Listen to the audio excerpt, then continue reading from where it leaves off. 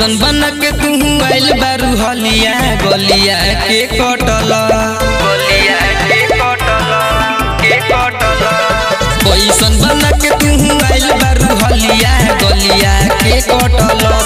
कहवा गिरलू कौन बलिया गलिया के कटल कहवा गिरलू कौन बलिया गलिया के कटल के होई फरले बाजो बना के जलिया गलिया के कटल कहवा गिरलू कौन बलिया गलिया के कटल कहवा गिरलू कौन बलिया गलिया के कटल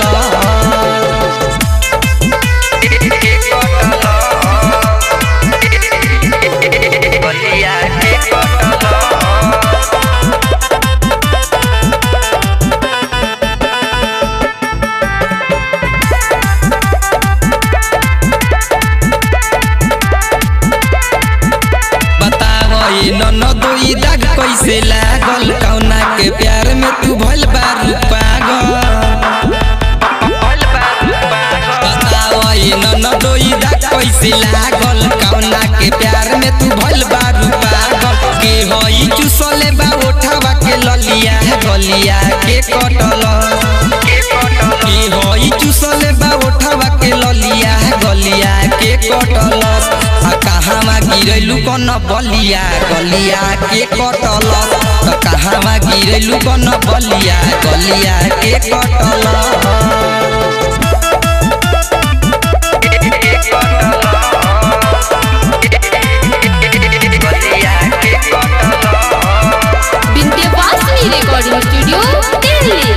राइटर शैलेश के तू पड़ल बारू फेरा में मिले खाती जालू तू शशिकांत के डेरा में राइटर शैलेश के तू पड़ल बारू फेरा में मिले खाती जालू तू शशिकांत के डेरा में जान जाई लोगवा बजाई खूबे तलिया गलिया के कटल जान जाई लोगवा बजाई खूबे तलिया गलिया के कटल कहवा गिरलू कौन बलिया गलिया के कटल कहवा गिरलू कौन बलिया गलिया के कटल कैसन बन के तू आइल बारू हलिया गलिया के कटल कहवा गिरलू कौन बलिया गलिया के कटल कहवा गिरलू कौन बलिया गलिया के कटल के होई फरले बाजो बना के जलिया गलिया के कटल कहवा गिरलू कौन बलिया गलिया के कटल